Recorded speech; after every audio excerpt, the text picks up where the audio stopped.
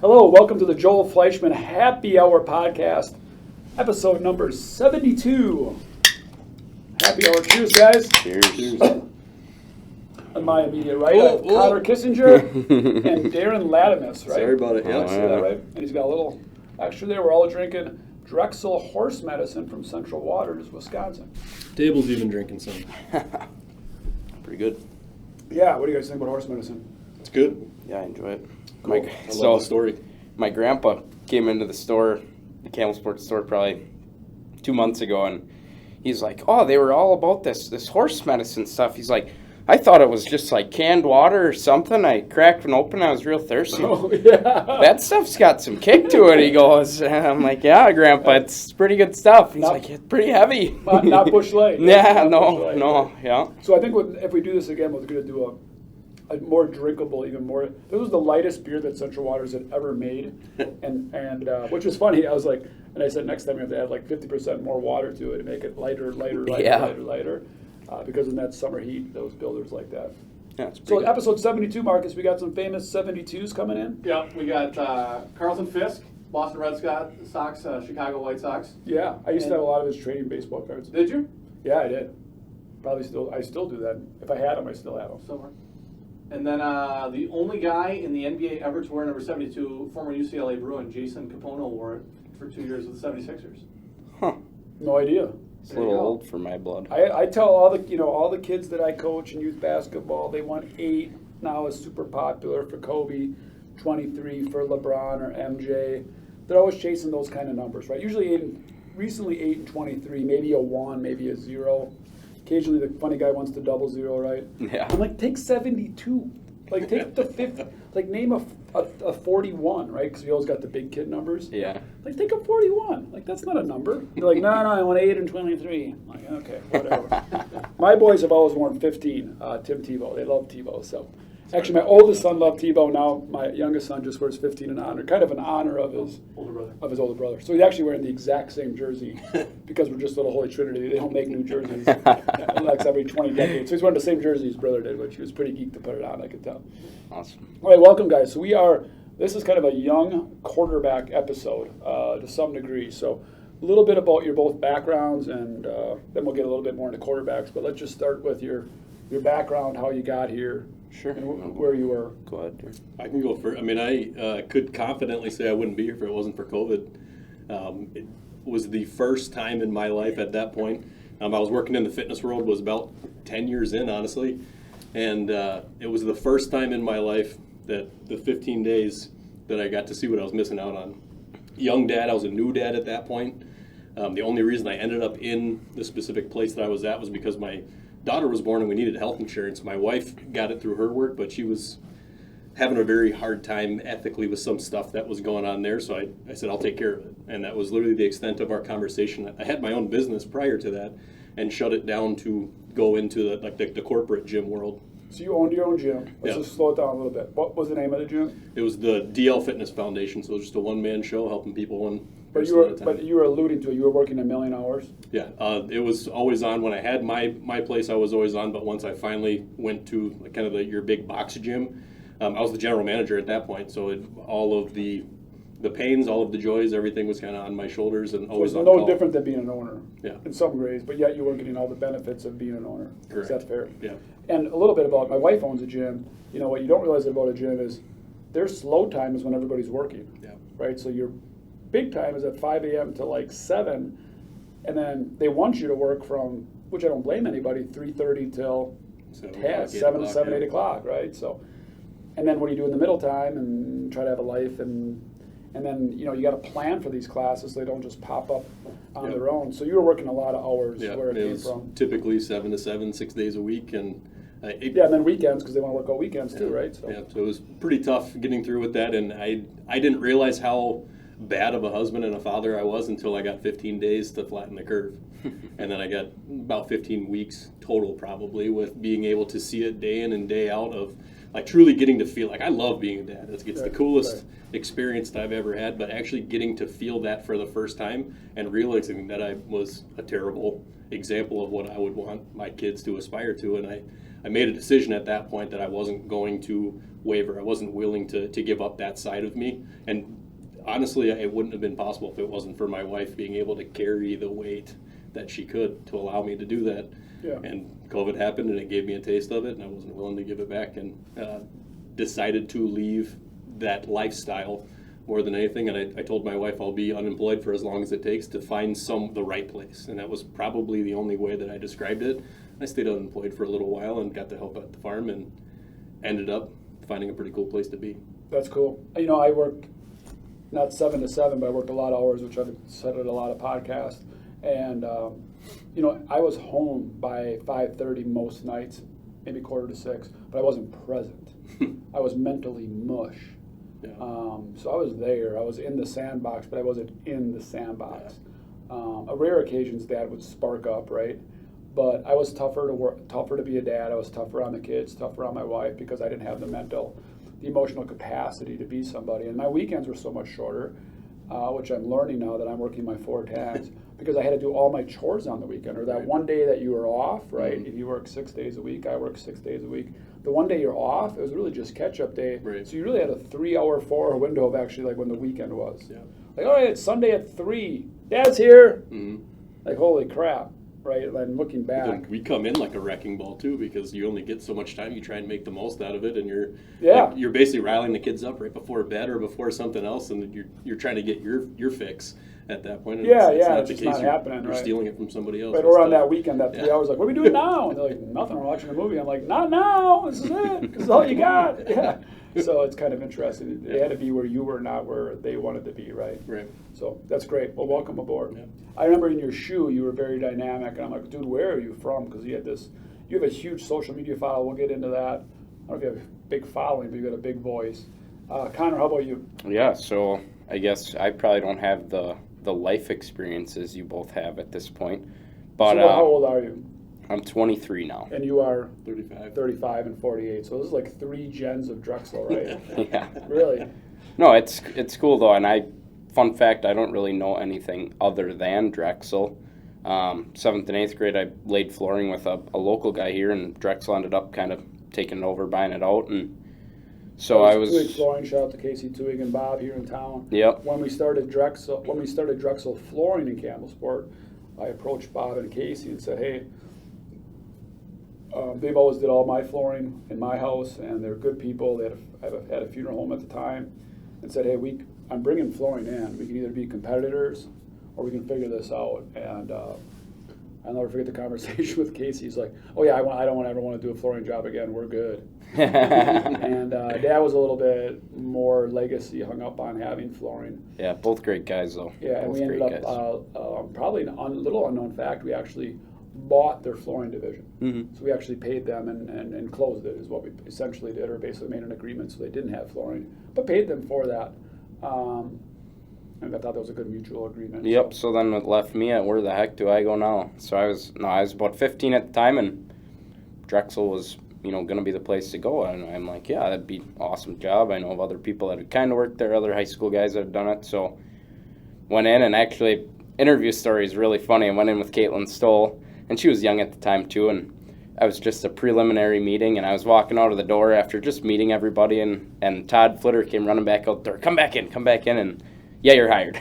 So it was super easy, and been here ever since. So that was a little bit based on Todd knowing your parents, knowing your family. Yeah, and just the quality being a of your local work. guy, and Right. yeah, it helped for sure, but definitely a place I wanted to be. So then I ended up just working there summers, doing it as a part-time gig, and it was awesome. I loved spending time. You had the yard guys on last episode, That's right? yeah. And those guys are just 71. phenomenal people. And so in and out of there, and summers before class, I had school to work and stuff, and then ended up taking I wanted to go to college, so I kind of figured that's what I probably should do. Looking back, I don't know if it's what I should have done, but so I ended up going to Whitewater for my freshman year of college. And it was awesome. I had great experiences there, lots of sales competitions, just good networking for sure. And I think it was you I approached in the spring. Networking means beer drinking? Is that what you're Yeah, I was pretty good at that part too. Hey, Great, networking. Yeah. great networking. Yeah, no, it was a fun year. These days. But I just was sitting in the room and like spending so much money, and I'm not really getting the full potential out of myself. So I'm like, I think it was you I approached in the spring, and I was like, Joel, Absolutely, yeah. No, we met, and you're like, dude, I don't know what to do here. And it wasn't that I didn't want to quit college. It was just, I didn't feel like I was making the most of myself. So I just kind of talked it out. And at that time, there was kind of a open spot in marketing. And I'm like, thinking about it. And I think it was because it was over spring break, and I was home shadowing you, and we were doing some radio station that day or something. He's like, well, let me get with Todd and what was Doug at the time, and let's see if we can get you a spot. So I ended up kind of taking over marketing, I guess, in a sense, just kind of helping out with that and doing that. So then I came back and started that full time that summer. Ended up finishing my degree online. Congratulations to that too. A lot of people don't do that, so that's kudos to you to plow through that. It was a challenge. I would work from 7 to 5 when we were still not, we were on 10-hour days yet or whatever, and 7 to 5, and then I do homework 5 to 9 Monday through Thursday. And it was a lot, but I'm glad I did, and I actually ended up getting it done a year early too. So I got it done in 3 years, and then just kind of worked through marketing, kind of just little odds and ends stuff, and a lot of learning. I mean, going up to Lambeau, stuff like that, making the food truck, little things like that I enjoyed, and just kind of getting to be around you and Todd and CJ and guys like that just brought the best out of myself as well. So I learned a lot there, and then I'd kind of known that I wanted to get into sales. That was just kind of my personality, and didn't really know the right stepping stone, so I ended up taking a running back position down at the lumberyard then. Learned a lot, and position to open up in August, so I applied for quarterback position, and kind of just all worked out. And you're the world's largest resume for a 23-year-old. That's cool. That's like the courage to, number one, take the step to kind of step away from the beaten path of going through college like the traditional way. Like, that's awesome to have the guts to do that and then still finish. Yeah, it was a good experience, and I gained lifelong friendships at Whitewater, and then I still would go back on the weekends sometimes and see my friends and network. Yeah. No, great experience. I wouldn't change it. I maybe wouldn't even go to college if I had to do it over again, but I can't complain because of the relationships I did build. And it actually works out. I got a buddy he works in ABC in Minnesota now, so we shoot the shit all the time about where that's going, what that looks like, all that stuff. So it's just cool to have people like that, and a lot of good companies that I met too. That was cool, and it was fun. No matter what happens in your life, it's just building blocks going up. So for sure. Interesting fun fact about Connor. I actually knew he was a great individual, had great leadership skills. I think I've told you this story. And I'm like, and you had worked with us at the time, and I'm like, he needs to be full-time with us and really be with us as a career. I went to the Campbellsport versus Kewaskum game. In Campbellsport, I believe your senior year football. Football? It would have been in Kewaskum, but yeah. That would have been junior year in Campbellsport. No. Junior year in Campbellsport, yeah. So junior year in Campbellsport, right? This guy's 5'0". I believe, now again, this is a long time ago, and I don't go to many or high school football games, so I wasn't, that interested in what was happening on the field, but I was there for True Network, maybe. No, I was there it's Friday Night Lights in Middletown, right? So I went and checked out the game, and Connor was the quarterback. Kewaskum was very good, or might have been ranked in state at the time. Yeah, they were 9th. Yeah, 9th ranked in state. Campbellsport's as good as Connor is tall, right? So I went up there to kind of see the ass whooping. I'm a Kewaskum native, and Connor ran the show. Like, he literally almost personally, and no offense to your friends, I'm sure they were trying hard too, but personally almost willed them to victory. And it wasn't so much in his athletic ability or the way he did it. It was like the way you presented yourself on the field. It was your demeanor. You'd get 6-yard gain and get your ass handed to you, and you would just pop up and run back to the huddle like, we got this, we're going to go score, and then you would. And you did it over and over again, and I don't know what the final was or anything. Yeah, we lost by 3. We got all the way down to the 4-yard line with like 4 seconds, and then coach wanted to kick a field goal. We ended up missing the field goal, so it was a fun game. It was a really fun so night. I'm guessing you wish you would have went for it. I was screaming at him. Yeah, I let him have it. Especially on the way, and I remember that decision. And I'm like, the way Connor's playing, and you're a 20, 30-point underdog. You don't kick the field goal, but I don't question that coach's decision. He probably had. Yeah, no, he was still a great guy to this day. Right, but and again, you got to make that decision and go with it and live with it. And anyways, I knew that point, and I knew your mom, and I know your dad, and I know your grandparents, and I knew you came from very good roots, if you will. So I was like, that guy's a dude. He's a dude. So, and we played basketball together even back then, right? Yeah. Sunday nights. Yeah, I think Yeah, so. Sunday night stuff. Yeah. Now it's Wednesday mornings, 5 and a.m. I lock you down. We're like live on the air. You sure you want to lie that much? Plus, this is kind of good for the story, right? Like, I'm in a win-win situation in basketball at the age of 48. So if Connor stops me, right, and he starts bragging, I'm like, dude, I'm 48. Like, Let me see you in your prime. Let me see you in your and prime. then I'm literally like, if I score on him, I'm like, dude, you can't even got an old man? Yeah. So, like, it's a win-win for me. Like, if he locks me up, I'm like, yeah, bro, I'm like 48, you're 23. Like, you're literally less than half my age. It's just But if I fun start to, scoring on him, I'm like, dude, you are so bad. You're like the worst. Like, I'm freaking 48. I'm getting buckets on your ass. yeah. Which happens. And it'll be 1 out of 4, but still, that Yeah. one you're gonna hear. And it's just fun to stay competitive and see each other in a non-work environment too. For sure, And I just right. enjoy that too. Yeah, it's fun. I hope I can play for a few more years. It's probably not much longer. There's not too many 60-year-old guys hooping it up, but there are a few. So I kind Yeah, of. they're at the Y. I aspire to play, and our brand of basketball is very Y-ish, so I aspire to be those dudes. So transition a little bit back to Darren. We mentioned social media. You have a huge voice on social media. It comes across very well. You do it very intentionally. You do it very through God and ministry, if you will, almost. You've got a lot to say. You've got a lot of words. Where did that all come from? It's a great question. The answer to where it all came from, honestly, I mean, it's in everybody. But really, it's coming face to face with who you are and either realizing that you ran from it or accepting it. No, why do you put it out there? Because I know that without a doubt, doesn't matter what message it is, it could be all of the stuff that we went through since 2020, or it could be my own faith, my kids, problems, issues. Every single person thinks that the problems that they face are exclusive to themselves. Is that But kind I've- of always your message? Like, I'm giving you my problems, you can learn from me. I'm giving you the mistake I made or the lesson that I've learned so that you can learn it with me and not have to go through it or be better. How long have you been putting things out on social media, if you will? In that that fashion. fashion, honestly, I was started very, very vocally in like 2013. Around that time period with the fitness world, it's like kind of the one ways you can stand out. You're like have a differentiator, personality right. instead of being Well, like it's a very the- big thing in the fitness world.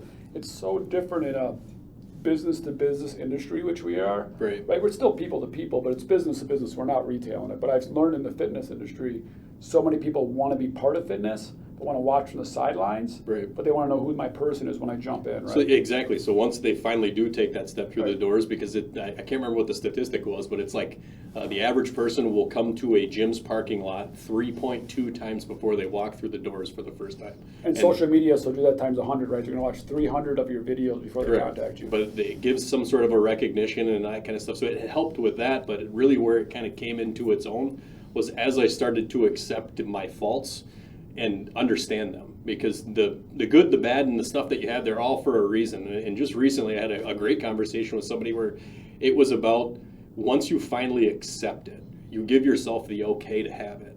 Because I have terrible patience. I've always had really bad patience. You and me both. And being able to be a good dad and a good husband while lacking patience is my lifelong battle. But the coolest thing is that I firmly believe that we were put on this earth for specific reasons. Everyone has a purpose. You just don't know what it is until you finally find it. And the craziest part is what if those characteristics that you dislike, learning how to live with them, learning how to control them, or learning how to be better with them, that's probably your purpose.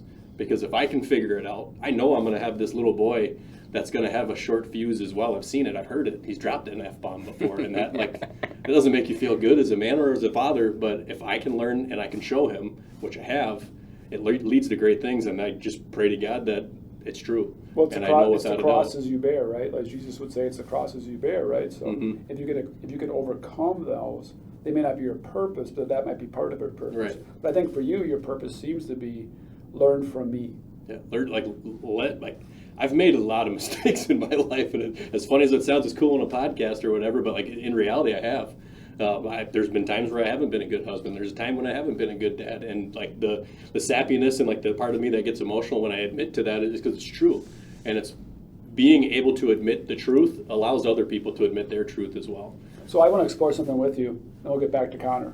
What I perceived, right? So I met you at the shoe. Like I said, you made a huge impact on me. Follow you on social media. I'm like, this dude's like a dude, right? So like, how many people follow you in any of your platforms? That's a good question. I just followed you on Facebook the other day. So I got at scrolling least through. one. Yeah, no. I think it was like 4,500, somewhere around there. right. Yeah. And that's your biggest platform, or you like bigger on Instagram? or Instagram's TikTok? probably a little bit bigger, but I don't. But it might be look too 5,000-6,000 often. on Instagram, which is again a decent amount especially for our industry, Yeah, right? for a our random little dude, world. yeah. For a random dude, yeah, for a random dude. That's what I say. And I was like, okay, you're a dude. You were working inside sales, doing what position? Millwork position, and then I understand you got the quarterback job from Craig Johnson, CJ shout out, and Steve Larson shout out, and you're maybe there like 3 months, and it was either CJ or Steve. They're like, I don't think Darren's gonna make it. Like, he's not doing good. Yeah. I'm like, no way, dude. That guy's like the GOAT. Like, who wouldn't buy from him? Right. Right. So you, like you said, you have short patience, and in this industry, that doesn't work very Correct. well. So, and then I can tell just by the way your demeanor, as you said about Connor on the football field, by your demeanor, you've overcome that. Yeah. So what was rock bottom, and how did you bounce? Again, fall 7, rise 8. I love that. Yeah. I talked about basketball. We rock that out every practice 3 times. Fall 7, rise 8, every single practice. For years, I've been doing that with all my kids for years. How did you fall 7? How did you rise back up? So again, 2 things. How did you get to that point? Right. Or how did you lose your confidence? Because you got to, again, you're out on social media, and you like that's got the most confidence in the world. But yet somewhere in Drexel, you were Absolutely. failing Yep. and literally not believing in yourself. And then how did you rise back up? Well, another great question, but all of us have insecurities no matter how you put it out. But really where it hit me the hardest and where I felt at my lowest was when I realized that, so I accepted the position before our third child was born, Emma, shout out, 6 months old. Someday maybe, if YouTube's still around. But I left for her being born, and then took 2 weeks off to spend a little bit of time and kind of settle into life. Felt really good about like the rhythm that my wife and I were getting into with the other 2. Charlie and Leo, shout out. You guys are old enough to watch YouTube sometimes. But getting back to work and then being so excited to start and do all these awesome things, you're riding high and you're really excited about it. But really the bottom for me was when I realized that the same amount of energy, like the same amount of like effort, I guess is the easiest way of putting it, that I needed to operate in life with was not going to work. And the moment that all honestly clicked, there was one of the scrimmages that we were on. You gave me a little bit of a tough shout out. Just prior to that, I also had a meeting with CJ and with Larson where it was not an easy meeting. It wasn't bad by any means. Not too long after that, another one of our teammates from Wrightstown walked up, oh, did you feel like the punching bag? I'm like, honestly, yeah, but in a good way. Like it's strange to say it, but like both of those meetings, even though it's direct accountability, I've never felt more empowered by guys that I respect.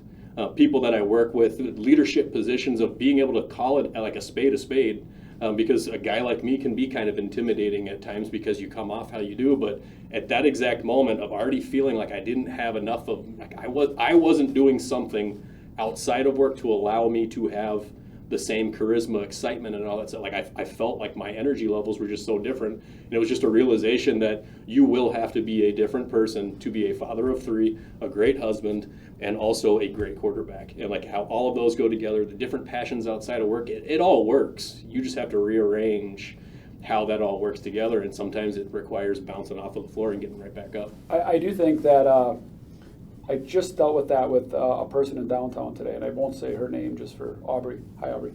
I won't say her name just she's like, I have a hard time. She didn't say tattling, but it was not narking either. She used a different term. Calling somebody out. Yeah. Right? And I'm like, yeah, that is so hard because we're just raised that way to not do that, right? Back to sports. Like, you're on the court, you're on the field. If you yell at a teammate, your coach is going to be like, hey, that's my job, not your job. And you just are conditioned to not do that, right? Which is actually not cool. Like, they should be empowering baseball Right. kids to be like football guys, like, hey, it's okay to call your teammates out, but do it. This is how you do it, right? And I think when you do it the right way and you know it comes out of love, Mm-hmm. it is empowering. It is motivating. It's like that person sees something in me that they took the time to be like, you can do better. Yeah. I see more on you than you see in yourself at this very moment. And I remember what I told you. I said, this isn't about the 2x4, Darren. Right. Wake up. Yeah. People want to buy Get out of from your own you. head, Yeah, get out of your own head, my Lord. And it was like just the way that kind of stuff lines up, which is an easy way to circle back, are other reasons why I am so vocal and honestly an advocate for finding your faith, because that's the same way that you parent, the same way that you're going to be guided throughout life, is that people who love you are going to have to hold you accountable. So I literally remember I took my notepad out while the scrimmage was going on, and I'm writing, and I was just letting it fly. And it was literally the exact same things. Why won't you get out of your own head? They're 100% right. And it was just, instead of having that defensive reaction, which we all have, I've been able to learn that in the quick trigger with my own patience, that if you take the time to separate the acts and the thoughts and the emotions and stuff, it's really easy to see the path. Faith So over I've fear. called it Faith the over trial. Exactly. It's faith over fear. The trial by fire. It's trial by candlelight, because there's only enough light for one. Also, I think God speaks to you in ways that you don't want to be spoken to. Yeah. So you get defensive, right? You're just like, I don't want to hear what God's saying. God, you're so right. I'm Shut the doing light this. off, close the Yeah, door, like, and walk yeah, out. no, I'm going to scroll this instead, right? Like, I'm just Yeah. going to watch a movie. That's- Because I don't want to do what my purpose is, which isn't always what you think it is. I mean, Right. I've said at this podcast, Marcus is getting to know me really well through these pods. I still don't believe that my purpose is to lead Drexel. At 48, everybody's like, you're crazy. You got to be kidding me, right? Like, this is totally your purpose. And I'm like, come on, dude, really? Like, I'm a lumberyard guy? Like, this is it? Like, shit. But, like, the more I listen to God, the more I'm like, I think that this might be it. Which doesn't mean that you even accept that, right? You need to accept God's fate, right? I thought I was going to be in It's not always. San Diego doing, other shit, and it's Right. like I'm in Campbellsport right Yeah, now. but it's not always leading a lumberyard. It's changing the way we see the industry. It's changing the way we see people. It's a leading purpose. people by example. It's can helping be them different show than them free. books. You're- There's a so many conduit. different things to it besides the lumberyard It's not, aspect. and which goes back to it's always not the what, it's the why. Correct. Back to what I coached you on. It's not the 2x4. Right. It's the why. For Connor, it's not, hey, I'm 23. This is what I'm doing. What? Why am I doing this? Why can I help you? You going to talk to a rough and gruff builder that's 53. Why should I buy from this young punk? Because I care. Yeah. It's the why behind it. Because I'm going to help you. Because I'm going to. Because I care about you. Because I I give a care shit about you. Because I give a Yeah. shit about you. I'm not burned out. Yeah. I do know a lot. I have a very long resume for 23, if you believe it or not, if you give me 2 minutes to explain it, right? Because I think we can do some fun stuff together. So Yeah. you're right. It's just always the why. And it is. And when the Holy Spirit's inspired, you better take notes. And again, you better listen up. Because it's going to come in. I've learned it comes in waves. And my wife has tried for a long time to teach me how to shut up and listen.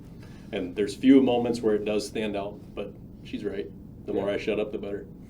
For So I sure. did. Always. We try. Shut up. All right, Connor, so kind of different subject lines. You've had a lot of different jobs, and you've worked here long enough. Even in marketing, what has changed in marketing in only 3 years? And I think we fundamentally changed in marketing. Or what do people know, right? Marketing means what at Drexel, right? Like, well, we do Facebook ads, and you're on TV and radio, and we're trying to do this, and that what was what a- is right? marketing at Drexel, or what did you learn in marketing? Right. So marketing in I had college. to beat the shit out of you, right, to get you. Yep, That's yep. not marketing. No, marketing in college even when- is Other people were here that are no longer in our organization. They felt marketing was different. I'm like, this is what B2B, business to business marketing is. Again, which is different. Go ahead. And that was a huge learning curve for me too, right? Marketing in college is radio ads, TV ads. Retail. Let's build a website, whatever. We have a great website too, but whatever.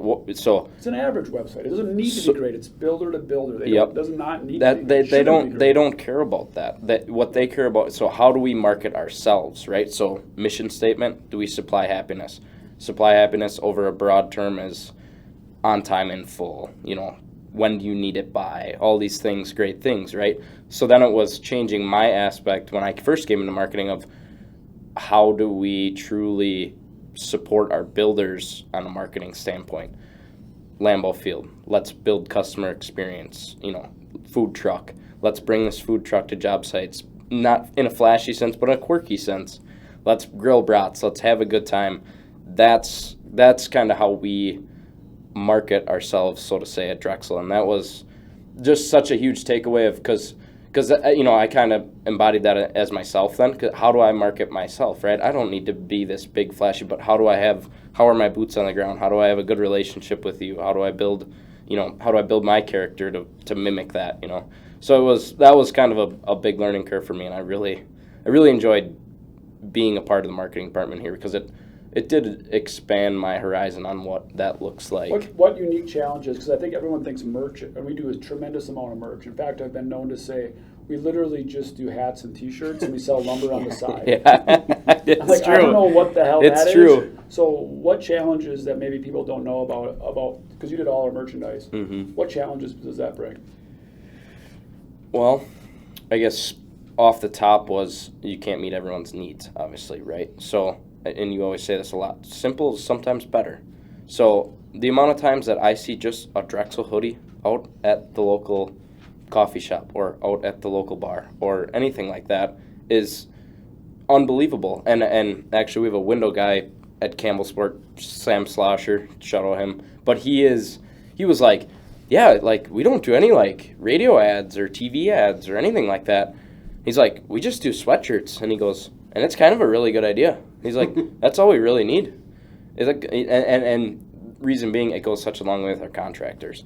But yeah, back to the challenges. I mean, just being able to please everybody, right? Like, oh, I want this, I want this, I want this. I'm like, we have really good hats, we have really good sweatshirts. Wear them around. I always say to people too when I bring them, I'm gonna give you this sweatshirt on the condition that you wear it absolutely everywhere you go. So that's the one line I always use. Not a ton of challenges, just keeping it fresh then, right, is probably another challenge. So just trying to find the new quirks and whatever, but not a ton of overly big challenges, but ones that keep you on your toes. How is it working with Joel's ideas? Crazy. How often Nuts. how do they come in? On a piece of notepad that says, talk to Joel, But we how gotta often? do this. Depends. Pretty Could be nonstop, a lot, could be right? yeah, could be 3 a week, could be So one what a do you- month, you could said- be 3 so a you week, said one a month. nuts. What do you mean by nuts?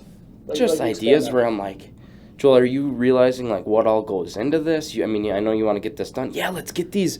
Oh, what was the one? Oh, this Drexel Hawaiian shirts. I think that Still a looks great sweet. idea. I think that looks sweet. Those are in I'm like, again. okay, so who's gonna wear that? Well, like when they go on vacation and stuff. I'm like, so is that gonna help us in any way? Well, no, but they'll look cool. And I'm like, They would have been cool. they but just little stuff like that where it's like, oh boy, like Yeah, so the one- yeah, Joel, okay, sure. So the one thing about me is of all the hundreds of ideas I have, which literally, and I always thought every person in the world was like that. You have no idea that your brain works different than other people, right? Even at my age, you don't realize that all the time. But I have realized like my brain works much different than that. Like I am constantly flooded with ideas, and again, that is not, oh Joel, you're so cool, or you learned that. That is just how God made me. Yeah. But 90 of my 100 ideas I never let out of my mouth because I process them. Like instantly, any idea I have is like gold, like instantly. And this happens like so many times during the day in so many different ways. Like that's the best idea I've ever had, like ever. Like that's how my first spark is. And then I process it in my brain, and then like 90 out of 100 never go to the public. Yeah. And of the 10 that I actually verbalize to someone, which could be Tanya at Blue Door, it could be Megan at Drexel, it could be my wife, it could be my kids, it could be my friends, it could just be Darren down, just walking down the side of the street. Of those 10, I probably hit on 10%. But the ones I hit on are like absolute gold. 1 in 100. But it's like I'm batting like 1 in 100. Just Yeah. people are like Joel's so smart. He comes up with all these amazing ideas. I'm like, No, it's because he had 99 other ones. yeah, and that They're all one like freaking was, stupid. even though it like hit good, like the ones that really really hit good is like 1 in 1,000. It's just I have that many. Like it's about Yeah. it's quantity much over that I'm smart. It's just I have all these ideas, and I have built a team of very good people like you, Connor, at the time that are tough and brave enough. Because I get so excited about my great ideas. God bless you, Pam, my wife, right? I bring home these amazing ideas that I'm just like, we are going on this trip and it's so cool and we're going to surprise the kids. And she's like, I don't get it at all. I'm like, no, it's like the coolest. And then it's like bags are packed. the most normal ideas that are like, oh, our contractors like those, like contractor pencils. Oh, nobody likes pencils. We don't need pencils. Why are you getting pencils? We don't have time for this shit.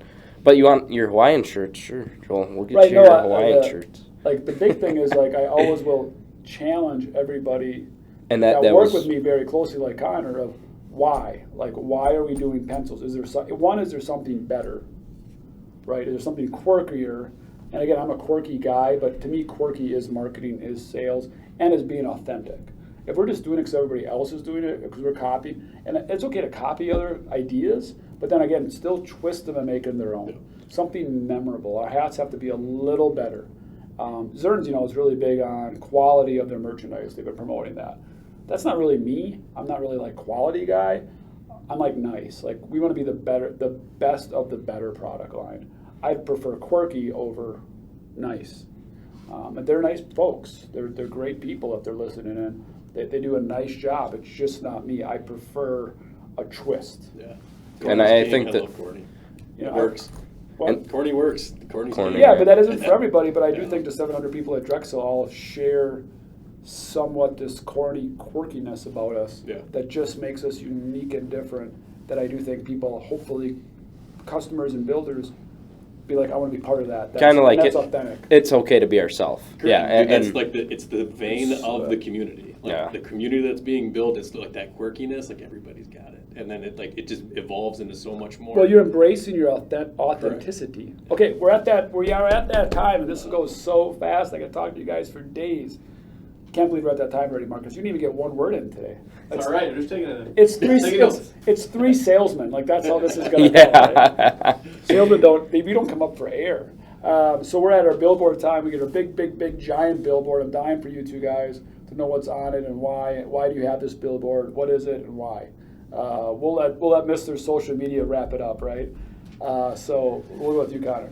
So I did No a pressure. little thinking on this, and I know exactly what I wanted to say. But growing up, I spent a lot of time talking to my mother. She's in HR for a different company, and she's just very down to Midge. earth. Yeah. So I knew her way back when. She is literally 5'0", and her nickname, at least when I knew her, was always Midge for midget. So Yep. I did not know her real name, Michelle. Yep. So still have to question that because I was always like Midge. They're like, no, Midge. Like, oh, Midge. I'm like, oh, I can remember that, Midge. And But the kindest, sweetest, down to earth gal. your And dad's nickname's Spider, so it's Spider yeah. and Midge. Yeah. Yeah. Both True good story. people. But no, sweetest, down to earth gal, and she always had this thing growing up. I was, like I said, I don't have the greatest patience sometimes either, and it was always, Connor, one day at a time. One day at a time, we're gonna do this.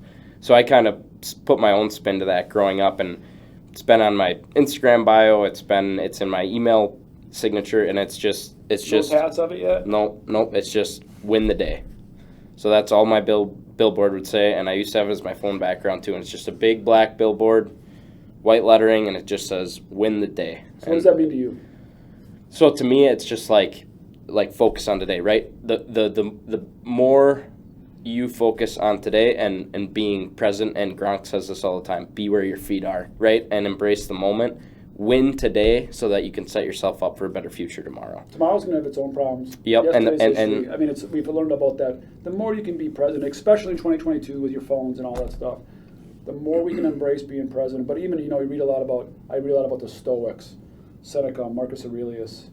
That's 2,500 years ago, and they had a hard time being present, right? So it's not always just this constant buzz of technology. Yeah, no, so it is that win the day. I love would be my billboard. Win the day. Right, and I love Win the Day for a lot of reasons. It speaks so much. It speaks to us three guys are competitive dudes, sports guys. You win the day, but what does winning the day mean? Sometimes it is patience. Sometimes it's just surviving the day, truly. Sometimes it is Problem getting up solving, at 4 a.m. you and know. just busting your balls. Yep. Sometimes it's working out late. It is literally today we win, and I overcome whatever obstacles come my way. Appreciate it. Love you, man. Oh, I've been dreading this one ever since I watched a couple of the other ones with Tim's really struck me, but I've struggled Tim with Reflick. trying. Yeah, great phenomenal. guy. Watch Absolutely up to- loved it. Follow him on Twitter. He posts every single day. I've struggled with it because there's so many different routes that it can go, but the idea that has stuck the most in my mind is some sort of like an outline of an elephant, and all that it says is how do you eat the elephant with a website that you can go to. And the website, it would literally take you to, so how do you eat an elephant? One bite at a time. It's like a cheat code. It's like he's cheat coding it. He's like, it's more than a bill. Yeah. Okay, it's your But it billboard. leads to Go ahead. something. It's fine. And I'm sure we could get that part set up, but like, how do you tell if it's one bite at a time? And it doesn't matter what avenue it is, it doesn't matter what goal, what passion, what thing. you know what it is, but everybody gets scared off and they don't chase after it. Like the other corner idea is like, this is your sign, like go after it. Like you want to inspire people to do more, be more challenged, like the boundaries that they set on themselves. But how do you eat the elephant? It's one bite at a time. So you take your big goal, you break it all the way down, and it doesn't matter if you want it to be faith, fitness, finance, however you want it to break down. You could literally have an avenue for all of it. But the idea literally comes from, I used to live in Philadelphia. There was a billboard that said, I hate, and it was somebody's name, and then it was their website. And it was just some super small jeweler that was based in Philadelphia that just absolutely crushed it in sales because everyone Googled, what the heck is that website? I hate Stephen Miller or whatever the heck it said, and everyone wanted to know why. How do you eat an elephant? I don't know anybody who knows the answer off the top of their head, so then they want to find it out. Right. One bite at a time. And the one bite at a time thing, which I have said a million times. I used to play softball and we'd be down. We were horrible. Our little beer drinking league, and I'd always go, one bite at a time. One bite at a time. One bite at a time. And I would always say, keep picking. I would say, just like a chicken, just keep picking away, pick. One hit at a time, right? So it's the same way, right? I'm at 21, 20, we're 20 down to the third inning, like an elephant, one bite at a time, one hit, let's go, But that one bite at a time to me is so many people don't start anything because of the daunting task. I'm 30 pounds overweight, I have a bad back. Just start. Correct. I mean, my wife owns a gym, and one of the most, it's not comical. To me, comical is the wrong word, I don't know what it is, it's almost ironic. And they don't even realize they're saying it almost. I'm trying to get in shape so I can come to your gym. Correct. And I'm like, and I get it, like they don't want to be embarrassed. I know what they're saying, but like, just come to the gym. Because they're just creating these fake barriers. Correct. Sales, right? Like I would be good if. I could be a good quarterback if I had these 3 accounts then. I want to be a phenomenal new quarterback, and I'm struggling with it and all that kind of stuff because there's a whole pack of them that are going to be getting started soon. Right. It doesn't matter what you do. It doesn't matter what you don't know. It doesn't matter how big of goals, how big of an account, like how much you want to do. Go shake a hand. Yeah. That's the one bite. Sell 2 2x4 8s to your Uncle Fred. Like the neighbor needs a piece of plywood. Tell a personal story with that person that relates. Like something so simple that means absolutely nothing. Writing a letter, remembering something and writing it down, that's the bite. So just remember the bite and you will be the greatest new quarterback that you possibly could ever imagine if you can just take a bite instead of worrying about the elephant. In anything. Absolutely. Right? Like I should go to church more than go. Show up. And just show up. Well, I don't like blah, blah, blah, blah. One bite at a time. Correct. Why don't you go this Sunday? Mm-hmm. Right, I'm trying to quit smoking. Then don't. Well, it's not that easy, Joel. Don't buy a pack. It is. Yeah. Don't. Again, win the day. Just don't today. Alcoholics Anonymous. Just don't drink. And they don't even say today. Just don't drink right now. Mm-hmm. And then we'll worry about the next hour. Like I need a drink. Like, do you need it right now? No, but I'm gonna need a drink tonight. If you don't now, let's just talk about 7:30, and then it's 8, and I'll take you home. Right, so those were phenomenal. Anybody ever ask you what your billboard would say? Yeah. Did you ever drive on Main Street? It says He's got Drexel. one right now. It says it. What's it say on the I know, sign? I've ordered those decals too, didn't I? What's it say on the little sign right in the training center? St. Padre Pio. Yeah, I put that one up. What does that say? Pray, hope, and don't worry. Yeah. I'm not sure that's my billboard, but I do have a billboard, and it's up on the corner of Main Street on B. And it says pray, hope, and don't worry, St. Padre Pio. If you want to Google somebody, leave you open-ended, Google St. Padre Pio, amazing man.